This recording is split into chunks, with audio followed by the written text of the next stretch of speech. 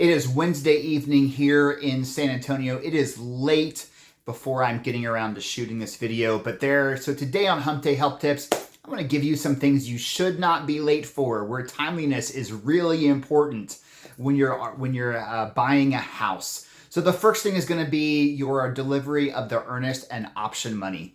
If you do not deliver that by day 3, then you could be booted from the contract. It's one of the few times as a seller that they can end the contract unequivocally. And so make sure when you're buying a house that you get that earnest and option money in before the end of day 3. The second thing you want to make sure that you are not late for is going to be finishing up your option or inspection period.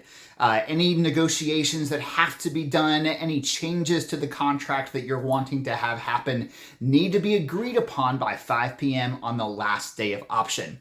If you are late, then the seller could force you to continue on with the formally agreed upon terms. And so you want to make sure that you are not late for finishing up your option or inspection period.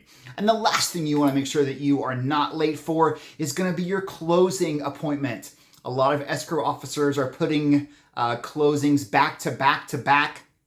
And so you want to make sure that you are not late for that, or you're going to have to sign at a different time, and you can't miss your closing date, or you could be in contempt of that contract. So make sure that you are not late for your closing time, where you're going to affect not just your own deal, but a lot of other people's possibly as well. So a few things you want to make sure that you do not show up late for during your home buying process. If you want to help, I'd love to help you stay on track and stay in a timely manner when you're buying a house. Feel free to reach out, DM me. Let's get started. But until next week, this is Hump Day Help Tips.